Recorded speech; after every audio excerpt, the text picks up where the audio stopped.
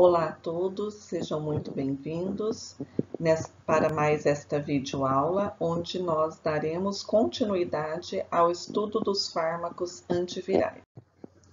Os objetivos desta aula serão estudar as infecções por vírus herpes simples e influenza, e também os fármacos potenciais para o tratamento do Covid-19, SARS-CoV-2. Nós temos 8 tipos de vírus herpes pertencentes à família Herpesviridae. Estes vírus causam diferentes patologias. O herpes simples tipo 1 desenvolve gengiva estomatite herpética aguda, herpes labial recorrente, encefalite, conjuntivite e infecção neonatal. O herpes simples tipo 2 provoca herpes genital. Varicela zoster causa varicela e herpes zoster. Epstein-Barr é responsável pela mononucleose infecciosa, leucoplasia oral pilosa, linfomas e carcinomas.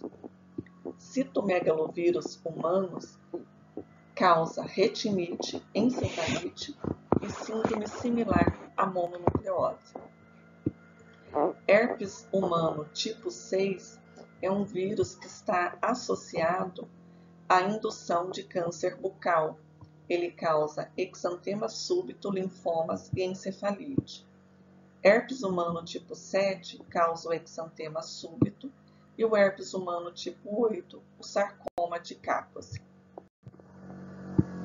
Todos esses vírus herpes, eles estão agrupados em diferentes grupos. O herpes simples e o herpes zoster pertencem ao grupo alfa, pois eles apresentam tropismo por tecido nervoso. Citomegalovírus, herpes humano 6 e 7, Epstein-Barr e herpes humano 8 pertencem aos grupos beta e gama, pois eles apresentam tropismo por linfócitos B e células epiteliais.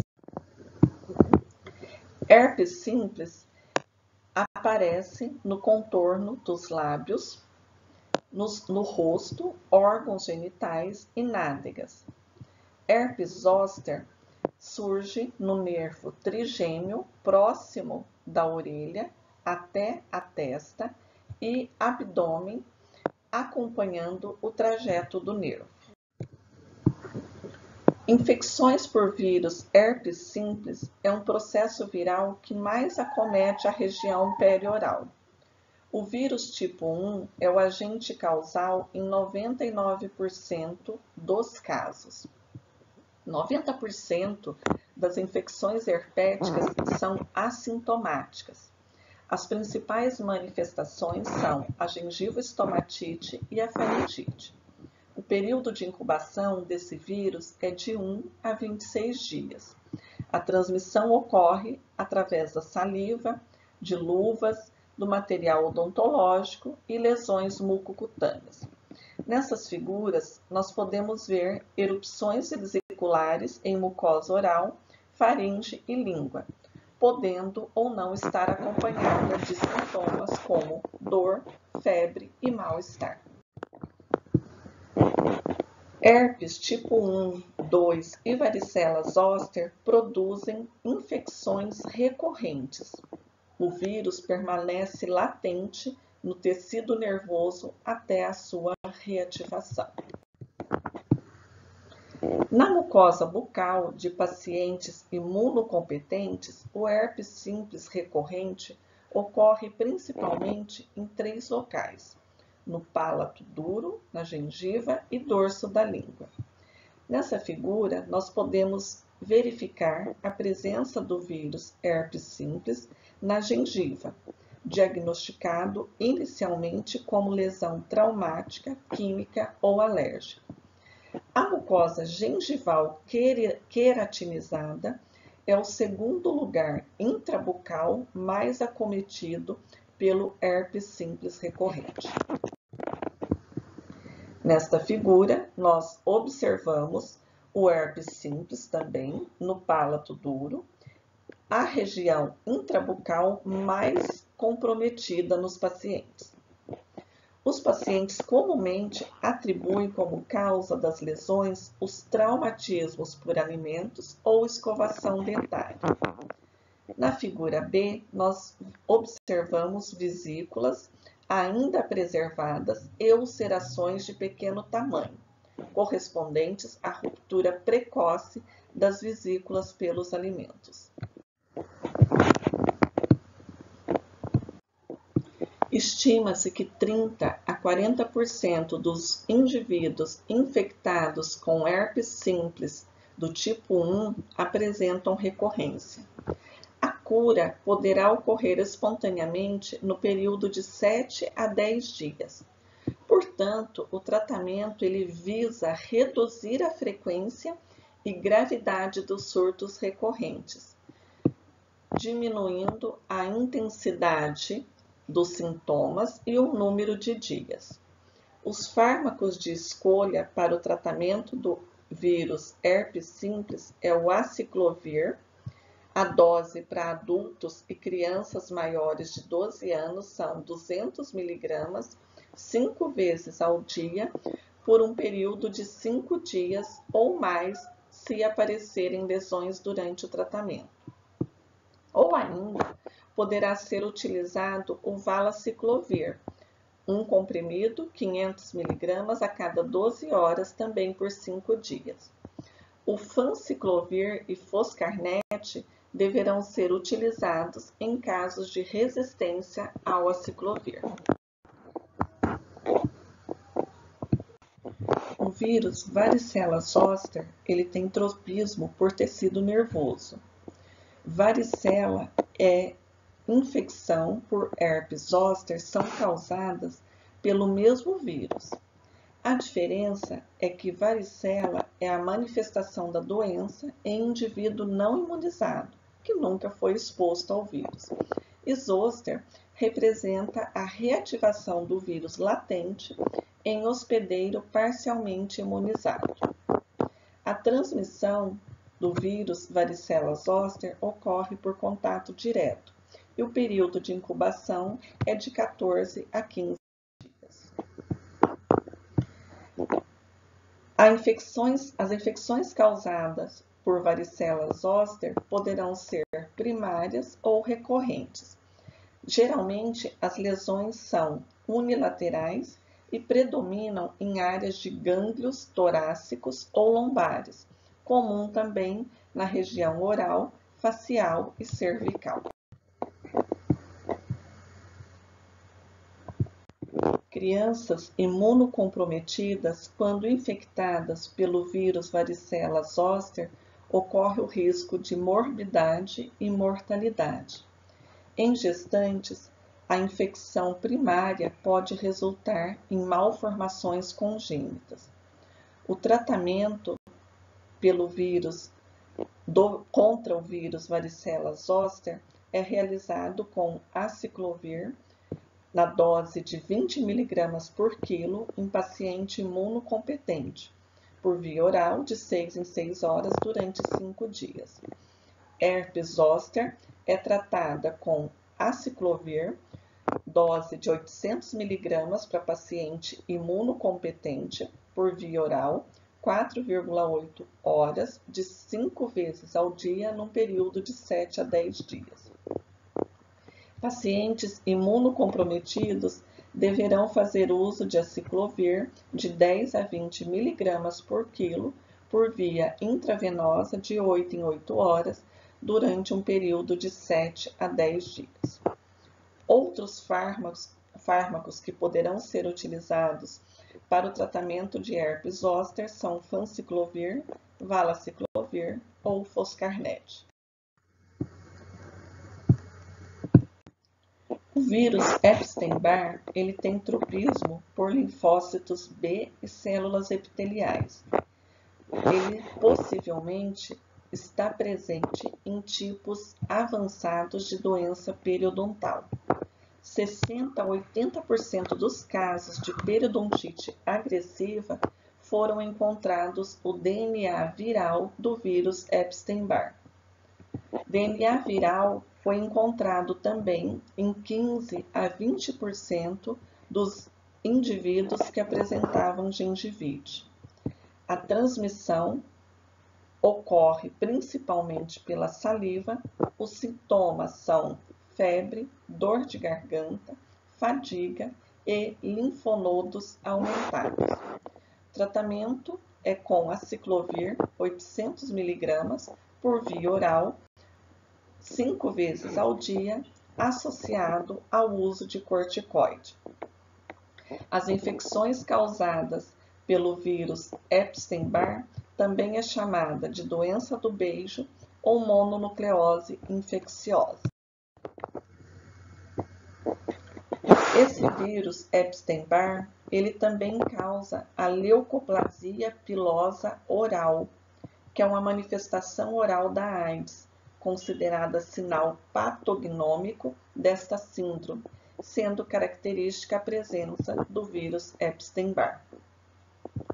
A leucoplasia pilosa oral, ela manifesta-se clinicamente como uma placa branca, caracteristicamente não removível através da raspagem, com localização preferencial nas bordas laterais de língua, podendo ser uni ou bilateral.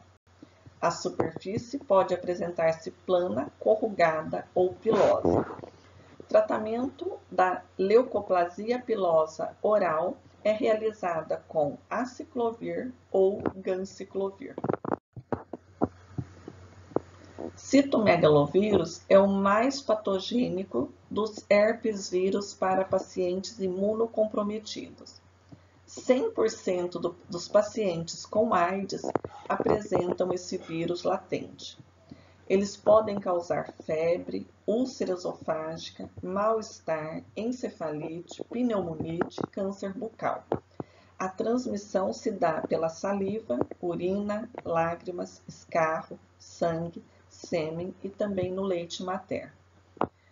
A manifestação do citomegalovírus é através de úlceras eritematosas no palato e também nos lábios, gengiva, língua e mucosa oral. O tratamento é realizado com ganciclovir por via intravenosa.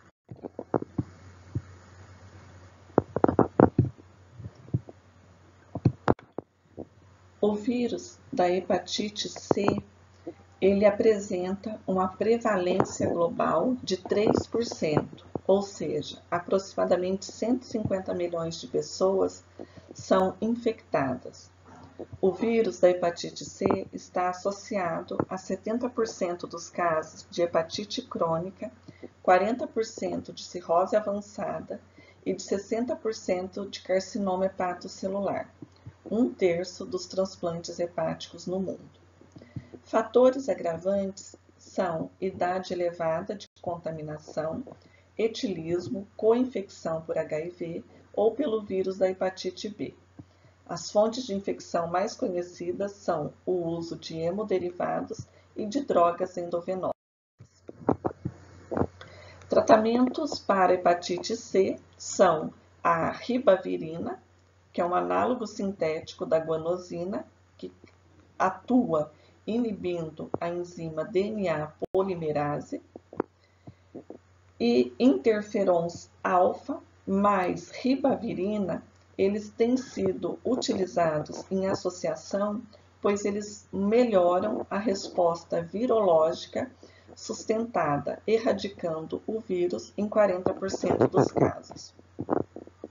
Interferons são proteínas produzidas pelas células para defendê-las de agentes externos, induzindo um estado de resistência antiviral em células teciduais não infectadas. Interferons, eles também têm sido utilizados atualmente para inibir a reprodução do SARS-CoV-2, também conhecido como Covid-19. Falando em Covid-19, vamos falar das pandemias e epidemias envolvendo inicialmente o vírus influenza. Então, nós tivemos uma pandemia em 1918 na Europa, que envolveu em torno de 20 milhões de pessoas. Em 1957, tivemos a gripe asiática, 1968, a gripe de Hong Kong, 1977, gripe Rússia e em 1997, em Hong Kong. Então, nós sabemos que em relação ao vírus influenza, existem vários subtipos, né? Todos apresentam moléculas em sua superfície que reconhecem as células animais para aderi-las, invadi-las e se replicar. Essas moléculas, no caso do vírus influenza, são duas, a hemaglutinina e a neuranimidase. Atualmente são conhecidos 16 tipos diferentes de hemaglutininas e 9 tipos de neuranimidases. Sendo assim, os diferentes tipos de vírus influenza são classificados conforme a apresentação das formas de hemaglutinina e neuranimidase. São conhecidos, por exemplo, a hemaglutinina 1 e a neuranimidase 1, que é a gripe espanhola, hemaglutinina 5 e neuranimidase 1, gripe aviária, e hemaglutinina 3 e neuranimidase 2, que é a gripe clássica. Então, muitos dos fármacos que foram desenvolvidos contra o vírus influenza A, eles são inibidores da neuranimidase, para inibir a multiplicação viral e a entrada do vírus na célula hospedeira. Nós temos como mais utilizados os fármacos amantadina e rimantadina, que são utilizados contra o influenza A. Também temos o fármaco oseltamivir, conhecido como Tamiflu, que também é prescrito contra o vírus influenza. E atualmente nós temos o vírus, então, Covid-19, que é o causador, né, da doença coronavírus, também pode ser chamado de SARS-CoV-2. A Comissão Nacional de Saúde da República Popular da China, ela indica atualmente alguns fármacos para o tratamento do Covid-19. Mas esses fármacos ainda encontram-se em estudo, estão sendo realizados testes clínicos e, portanto, ainda não há nada comprovado. Mas essa comissão, ela indica, né, incluiu esses fármacos como possíveis ou potenciais fármacos para o tratamento do Covid-19.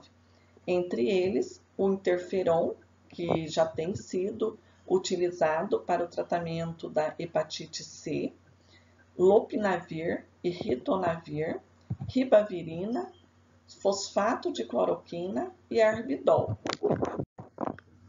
Outros potenciais fármacos para o tratamento do COVID ou SARS-CoV-2 é o favipiravir, que foi aprovado para o tratamento do vírus influenza também em fevereiro de 2020 na China. Os ensaios clínicos estão sendo realizados para o tratamento do COVID-19 e o mecanismo de ação desse fármaco é a inibição da RNA polimerase. Outro fármaco é o remdesivir, que tem sido apontado para o tratamento do COVID-19. Ele é um análogo de nucleosídeos e de amplo espectro antiviral. Também temos o darunavir, que é apontado também como potencial fármaco para o tratamento do COVID. Ele é um inibidor de proteases, já utilizado para o tratamento do HIV-1. E vários Vários outros testes têm sido realizados em todo o mundo, né? O Instituto de Xangai, ele apresenta aqui 30 compostos com potencial atividade antiviral. Estes agentes são o indinavir, saquinavir, lopinavir, vários outros fármacos que já têm sido utilizados para tratamento de outras doenças, como nós vimos, para o tratamento do HIV, da hepatite C, e também são citadas algumas espécies vegetais chinesas, como o Rhizoma polygone e Radix sophorae, que podem conter compostos ativos contra o SARS-CoV-2. Então, nós finalizamos aqui esta videoaula em que nós estudamos as infecções e o tratamento para o vírus herpes, influenza e fármacos potenciais para o tratamento de COVID-19 ou SARS-CoV-2. Muito obrigada pela companhia e até a nossa próxima videoaula.